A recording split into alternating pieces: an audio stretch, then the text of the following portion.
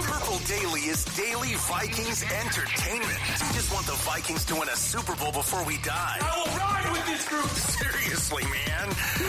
Please. And away we go. Okay. Biggest game of the year tomorrow. US Bank Stadium. Vikings-Packers.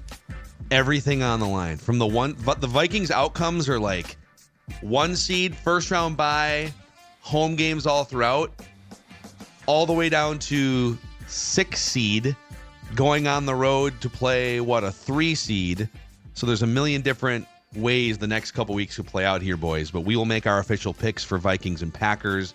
If you haven't already, maybe you're new here, maybe you're just jumping in, looking for content as the playoffs approach. Welcome to Purple Daily, daily Vikings entertainment here. We just want the Vikings to win a Super Bowl before we die. Phil, Judd, Declan. And if you could click the subscribe button and the like button on this YouTube channel and or give us a 5-star rating and a positive review on Apple and Spotify, you can help us continue to grow this incredible community of Vikings fans. And then one more shout out tomorrow night after the game is over. Vikings Vent Line on the Purple Daily YouTube channel is the place to be for every post game. And we expect it to be very festive one way or the other tomorrow. So make sure you're jumping in right away. And if you're at the stadium, send an email to vikingsventline@gmail.com because we love to catch people, whether you're in the stadium or outside the stadium or at home, whatever. Like, that's the email to get your requests in to be on Vikings Vent Line. But how excited are you guys for tomorrow, Vikings and Packers? I'm incredibly excited. This is going to be great. Like this is, Vikings-Packers week is always special. But this one, it's phenomenal. And Green Bay's really good, too. Like this is, it's not just that the Vikings are still in some ways chasing the Lions. It's the fact that the Packers are chasing the Vikings. This is as excited as I've been for a Viking-Packer game in a long time. I was trying to go back and remember games against the Packers that were of vast importance. 2015, the Vikings did clinch the North in Lambeau Field with Teddy in, I believe, a primetime game, if I'm not mistaken. Yeah, Sunday night game. On Sunday night. There were, the 2 games that were obviously huge in 98 for Mawsonian reasons.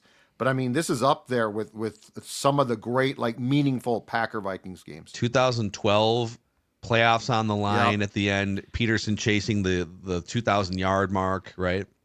Yeah, and that's when Ponder had his one decent month. That December. Yeah. And then, of course, he got hurt against the Packers, couldn't play against the Packers in the playoff game, and we got one really good series from Billy Musgrave and Joe Webb, and that was all she wrote.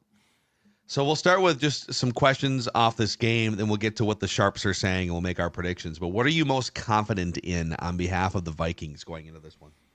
I'm most confident in the fact that I actually think the defense is going to bow up and have a good game. This defense, if you look, and we talked about this on Friday as well on PD, but this defense gives up yards, but when it comes to scoring defense, they're third. They're getting Ivan Pace back at linebacker. Josh Jacobs is a monster. I mean, he's had a great year and is a bell cow. And the Packers' rushing offense is 4th in the entire league. But the Vikings are 2nd in run defense, and Pace coming back is, I think, huge to that. 87.1 yards per game. So I am confident that Brian Flores is going to have a plan here where I'm not saying that they won't give up points, but the fact that the Vikings are 3rd in scoring defense, 16 games in, means something. So I am confident that the Vikings defense at home in front of what promised to be a very loud and probably drunken stadium home crowd, and there are always Packer fans there. I get that. But I think that this defense, I think, is going to put a very representative performance on the field against Jrodan Love. I'm most confident, and I think we're going to get a huge Justin Jefferson day, a gigantic day. He's been playing very obviously well all season, and over the last 5 weeks, he's found the end zone a little bit more. I think JJ is going to be very tuned up for this game. And I know Jair's not playing, and personally, I actually would like to see the Jair Justin Jefferson saga continue, so that's a little bit of a disappointment for as a football fan. But I think we're going to see a massive Justin Jefferson, 10 catches, maybe 200 yards type of day. That's the thing I'm most confident. I think he's going to have an explosive day, and it's going to be an awesome environment at US Bank Stadium. He seems to like really get up for these type of moments and games, and it just adds to the fuel with the Vikings and Packers rivalry. So I'm most confident in a gigantic game for Justin Jefferson.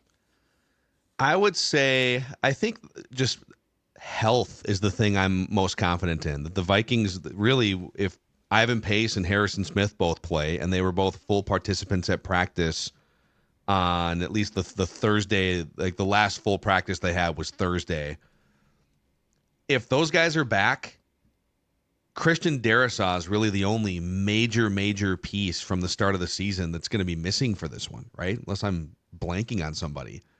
So they've been really now Christian Darrisaw is one of the best players in the NFL, like at a key position. So it is still a huge loss. And you've seen Cam Robinson. He's held his own for the most part, but he's had a couple real clunker games too. But the fact that you get Ivan Pace and you get Blake Cashman playing at the same time, they don't lose games that those guys are both healthy and playing. I mean, they don't lose games that Blake Cashman plays in, period. And to get Ivan Pace back just in time to fight, he's one of the better forward-looking linebackers. Coverage, very shaky, but they need Ivan Pace in that run game to fluster Jrodan Love as well. So I think having Ivan Pace back is going to be huge, and it makes me confident in that Vikings defense to be fully healthy and have that stadium, the backing of the crowd. What are you most nervous about on behalf of the Vikings? There's lots of things here, like that I'm concerned about potentially. For instance, to your point, Harrison Smith, he's probably back, but he's not a young man, and he's dealing with a foot, but he's still a very big piece of the stability on the back end of that defense. I guess I'm most concerned about the fact, though, that Jrodan Love is playing really well now. The Jrodan Love that played against the Vikings in the game that the Vikings were up, 28 rip in the first half at one point, and then there was the Naylor miscue on the punt, so it was 28-7 at the half, and the Packers damn near came back. That Jrodan Love is still hurt. That was his first game back from being hurt in week 1. He hurt the knee, I believe it was, against Philadelphia. He has thrown one pick, and he was having problems with this, but he has now thrown one pick in six games since the bye and 0 in his last 5. He's playing well. He's damn good. Like we can say all we want about, well, the Packers did. No, he's really good. And so that makes me the most concerned is he mature enough to come in here, handle the noise, play a really solid game? Because one of the calling cards of the Vikings 2024 defense is what? Turnovers. I believe they've got 22 picks. So if he's going to play a really smart game, if he's not going to, and they don't turn the ball over, it's definitely going to make it tougher. So while I do think the defense is going to play well, that doesn't mean that Jrodan Love still can't have a very effective game. And so Jrodan Love is probably the thing that concerns me most from a Packers point of view against the Vikings. Yeah, 0 picks since November 17th. Just like he was a machine turning the ball over. I'll give you one more on Jrodan Love, too. He is the best sack avoidant quarterback in the league. He has the lowest sack percentage. He's only taken 11 sacks in 13 games. Yeah, that's another. Some of that's offensive line, but he's just great at. And the Packers have a quick game that's very effective too. Right. So some of it's scheme, some of it's offensive line, but he's also just good at avoiding sacks. And that's the Vikings. If you're saying what is the thing that carries that defense, it's pressuring quarterbacks into either sacks or turnovers.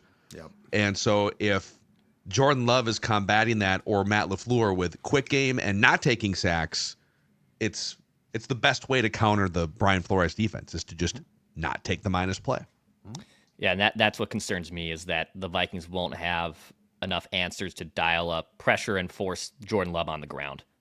He's just so good at avoiding all the pressure, the lowest sack percentage.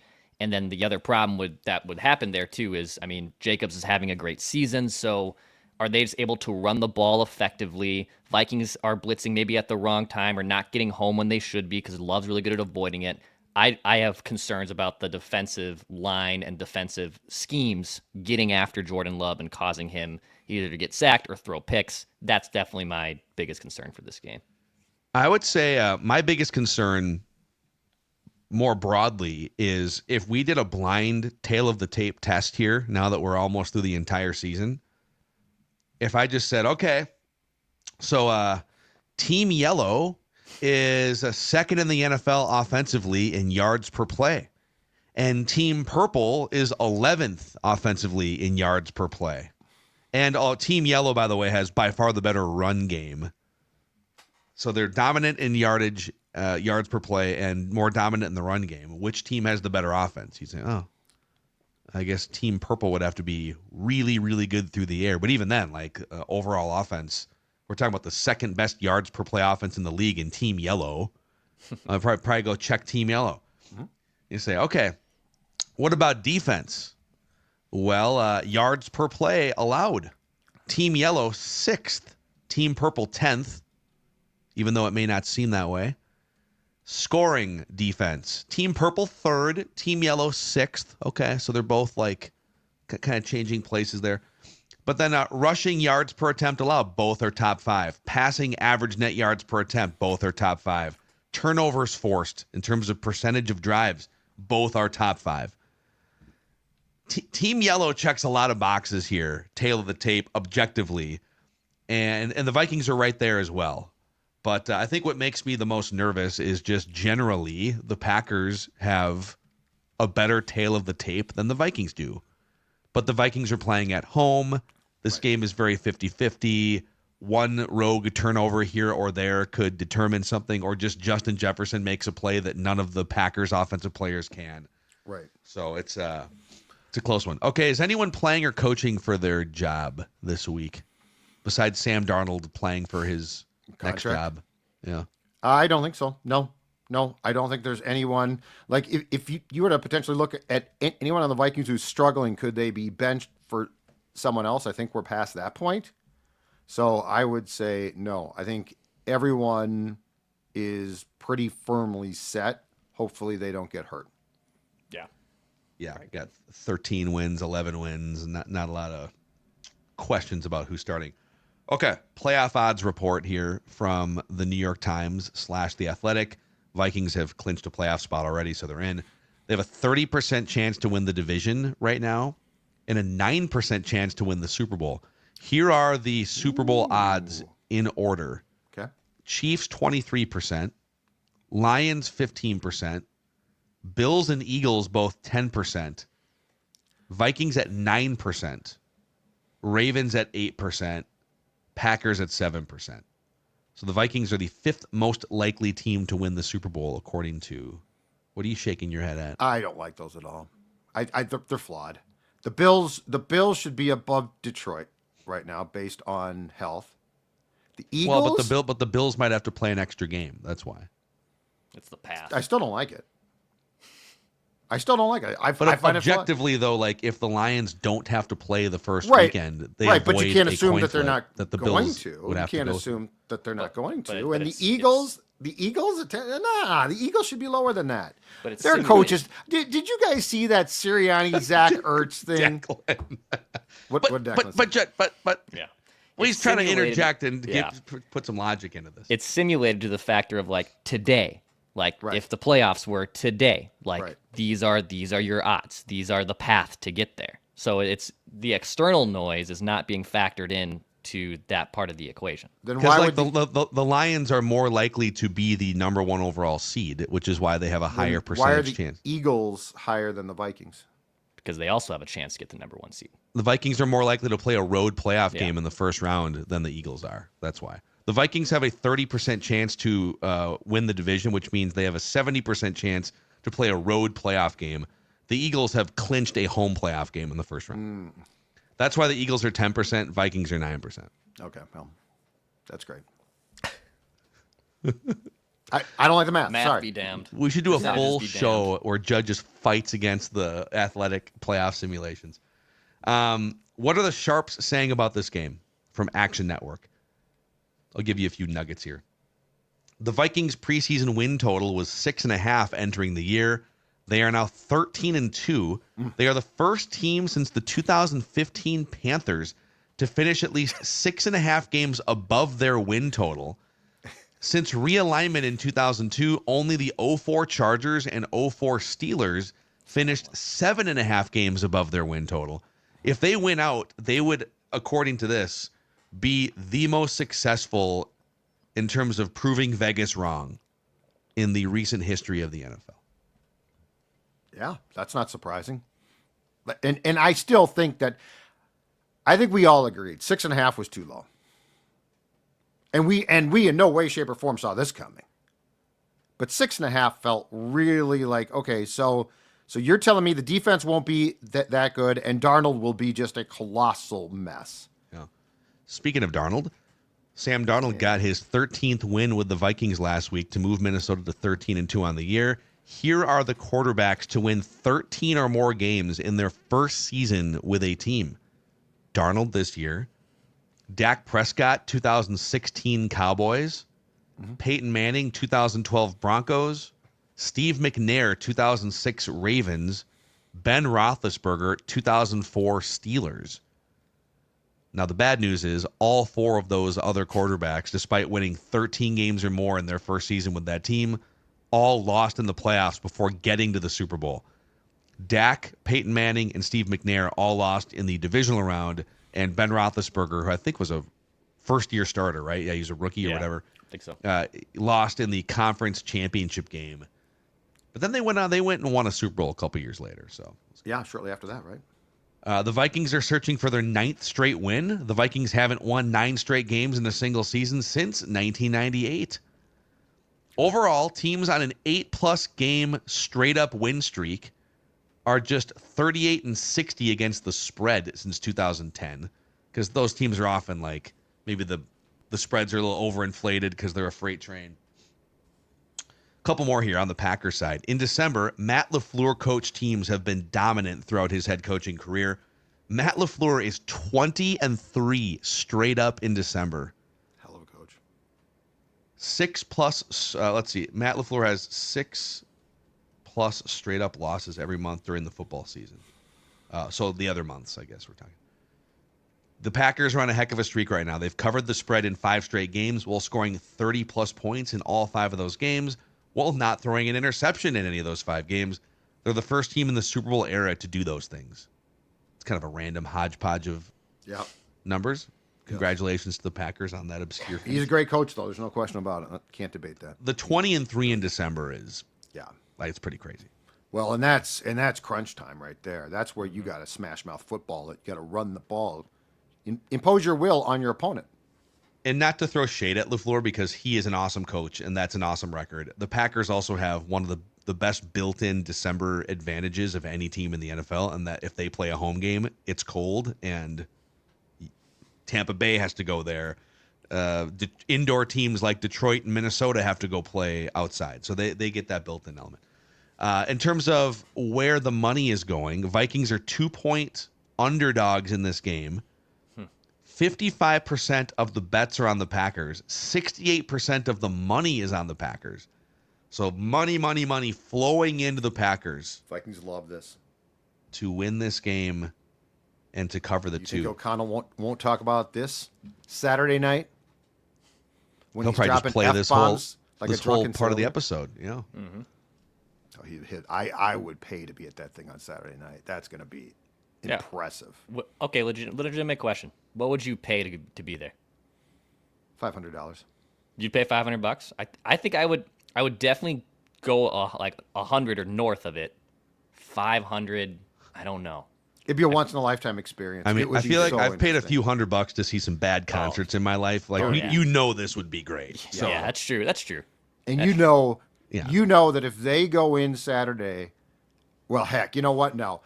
The fact that they're underdogs right now, you know that's being used. Yeah, I would pay a lot of money for that too. So, okay, let's get to it. Who wins and who covers? So, on the season so far, all 3 of us are 12-3 picking Vikings games straight up. Yeah. Against the spread, Judd is 6-8-1. We all pushed last week. Declan 9-5-1. I'm 8-6-1. I got over my skis, yeah. So Declan with a commanding lead here, or I guess like a one game lead Not with on you. 2 games to go. Yeah. Jeb, we'll start with you. Vikings 2-point underdogs. Who wins and by how many? Vikings win, and Yeah, there you go. therefore they cover. Every time this year that I have not believed, I've not been a believer. I think I've been wrong. So you know what? I'm going to ride it. Yeah. Because I know that one of my defeats came in week 2, San Francisco, right? I'm like, okay, they beat the Giants, but they ain't going to beat the Niners. They're not going to beat them. I know it's here, but they're not. And guess what? They won pretty convincingly, if not for the Aaron Jones fumble at the goal line. So I'm going to go Vikings, and therefore I am going to also obviously take what the spread is. Yeah, I'm taking the Vikings to win outright as well. Yeah, I just think this is going to be an awesome, fun game. You have two teams that are just ridiculously evenly matched on both sides of the ball. You got great head coaches. The rivalry is, I think, like just looking at the, not cesspool, but just the conversations of Packers fans clapping Vikings fans for being overrated and Vikings fans saying, well, then beat us the first time and we were not even have to have this conversation. Yeah. You know, like Marcus, I was at Swagoo a couple weeks ago, said, I need to see them play the Packers. Well, they played the Packers. And they beat the Packers 2 months ago. Yeah. So and they also smoked the Packers in that game, and then things got weird in the second half. Like that game was not competitive, and the Packers never actually had the ball with a chance to lead, if I recall. They missed 2 field goals, but I mean, yeah, they got beat at home. So you guys both got Vikings, Vikings outright. Yep. I acknowledge the difficult nature of this game. I feel like there's a lot of Vikings fans that are not giving the Packers enough credit for just how good they are, what they've done since halftime of that ass whooping at Lambeau Field back in September, October. Mm-hmm. But I too will pick the Vikings to win this game outright. Getting points here at home. Yeah. One of the best coach teams in the league, one of the healthiest teams in the league. Ivan Pace coming back. Vikings are clawing their way, trying to lock this thing down. Like, it'd be one thing if the Vikings were their seed was kind of shored up and the Packers were the team clawing. The Vikings are trying to get that first round bye, the number 1 seed, so they have so much to play for. I will take the Vikings in a very close game. Maybe even a big leg Bill walk-off game winner I could see in this one. 51 completing yards. A Sam Darnold fourth quarter comeback. 51 yards. Nails it. Right down the middle. Bang. The lack of respect that the Vikings are being shown, though, is very fitting for the theme of the entire season, right? Yeah. And you can really fitting. It would be the conversations are going to be interesting. If they do take these next 2 games and get the number 1 seed, will there still be this cloud of doubt because Sam Darnold and whatnot? Probably. So they can change a lot of things here, but it's all in front of them at this point. Go beat the Packers. It's a really good team. Go beat the Lions. And I do think the one thing, though, is that building is going to be noisy as hell, which could turn, and this is not fix it, but it could turn the Packers into a left-handed game of we can only really run. Because they're going to have to go silent count, which means short passes probably. But, I mean, it's going to be – that place is going to be mayhem. And the 325 start helps.